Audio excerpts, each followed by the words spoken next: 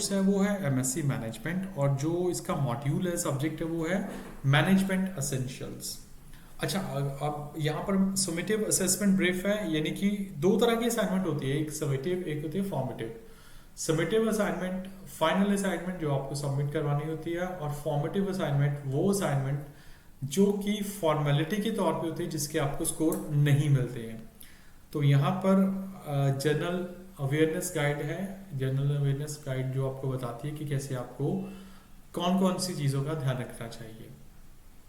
तो ये आपकी असाइनमेंट जो है वो आपकी 100% है, मीन्स आपकी, मैं बोल रहा हूँ जो ऑफ कोर्स वीडियो देख रहे हैं वो बीपीपी के स्टूडेंट ही होंगे, और ये टर्निट इन पर अपलोड होगी, और इसका जो वर्ड लेंथ रहेगा वो रहेगा 5000 वर्ड, यानी कि ये असाइनमेंट 5000 वर्ड्स की रही होगी।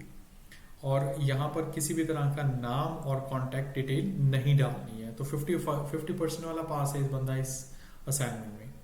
आइए शुरू करते हैं, असाइनमेंट है क्या। असाइनमेंट ब्रीफ बोला जाता है इसको। This module is assessed through one graded element worth 100%, 50% वाला पास है।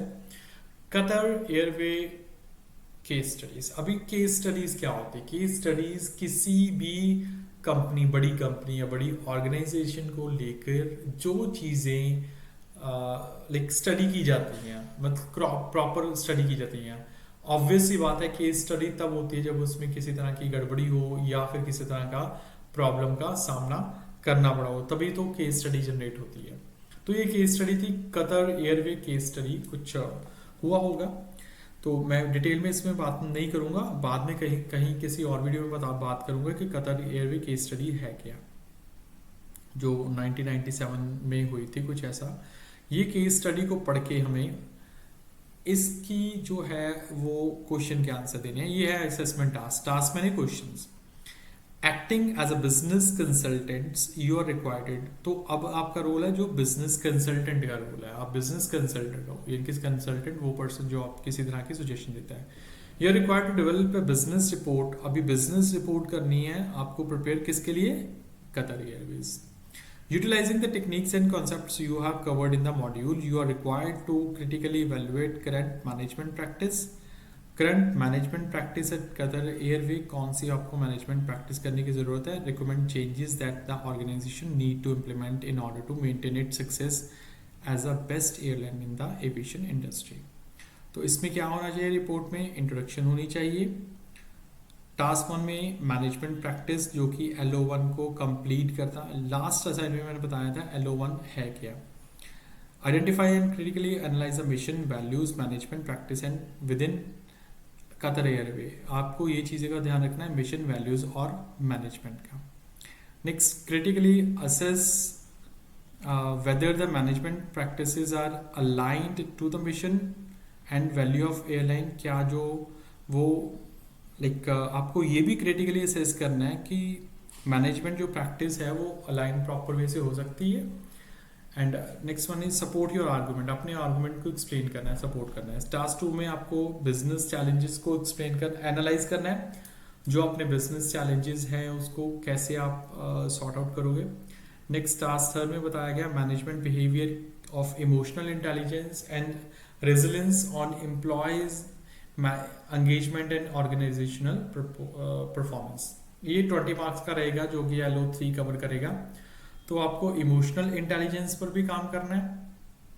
तो ये सारी चीज़ें टास्क 3 में रहेंगी। टास्क 4 में आएंगी आपके पास alignment of values and management practice. Management values क्या है और कैसे प्रैक्टिस की जाती है, जिसमें मैनेजिंग स्टेक होल्डर रिलेशनशिप आ जाता है, मैनेजिंग कन्फ्लिक्ट एंड नेगोशिएशन आ जाता है, या मैनेजिंग टीम आ जाता है। ये चीज़ें आ जाती हैं। तो ये आपका टास्क 4 होगा, जो कम से कम 30 पॉइंट्स का होगा। नेक्स्ट वन इज कंक्लूजन, जो कि 250 वर्ड से ज़्यादा नहीं होना चाहिए। प्रेजेंटेशन एंड रेफरेंसिंग वो 10 मार्क्स का होगा, जिसमें आपको सबसे पहले कवर पेज लगाना है, फिर टेबल ऑफ कंटेंट्स लगाना है, फिर लिस्ट ऑफ एब्रीविएशंस, कहीं पर भी एब्रीविएशन आपने यूज़ की हो वो, introduction, first page, task 1, task 2, task 3, task 4, conclusion, references, then appendix. Appendix again वो मटेरियल जो आपका यूटिलाइज नहीं हुआ है कहीं पर, यानी कि मोर देन 5000 वर्ड्स हैं और आपको ऐड करने, तो आप अपेंडिक्स में डाल सकते हो। टोटल वर्ड काउंट 5000 वर्ड्स का होना चाहिए। तो ये आपका मार्किंग क्राइटेरिया रहा। टास्क अचीवमेंट, टास्क का रिस्पॉन्स, टास्क 1 में मैनेजिंग प्रैक्टिस होनी चाहिए अगर है, मॉड्यूल टॉपिक कौन से कवर करते होने चाहिए। नेक्स्ट टास्क 2 में एनालाइज ऑफ बिजनेस चैलेंजेस, कौन से चैलेंजेस आएंगे, management behaviour on employee engagement and organisational performance, employee engagement क्या है और ऑर्गेनाइजेशनल परफॉर्मेंस कौन सी है। नेक्स्ट टास्क 4 में alignment of Qatar Airways value and management, presentation and structure, किस तरह से आप प्रेजेंट कर पा रहे हो उसको। तो टोटल ये आपका 5000 वर्ड 100% में आ जाएगा।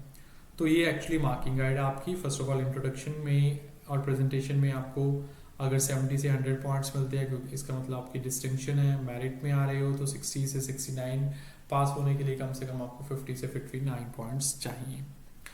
तो ये उसका मार्किंग क्राइटेरिया, जिसमें कि कुछ चीज़ें आ जाती है, जैसे कि मैंने पहले पढ़ा, मैनेजमेंट प्रैक्टिस आ जाती है टास्क 1 में, और फिर देन उसके बाद हमारे पास आ जाती है management behaviour of emotional intelligence, जो कि पहले मैं बता चुका हूँ एक्चुअली इस चीज़ में, इस फाइल में पहले बताया हुआ है। अभी उसका मार्किंग क्राइटेरिया आपको बताया जा रहा है। तो overall this is a well structured जो आपका ब्रीफ है या असाइनमेंट है, बहुत अच्छे वे से बताई गई है आपको, बहुत अच्छे वे से बनाई गई है।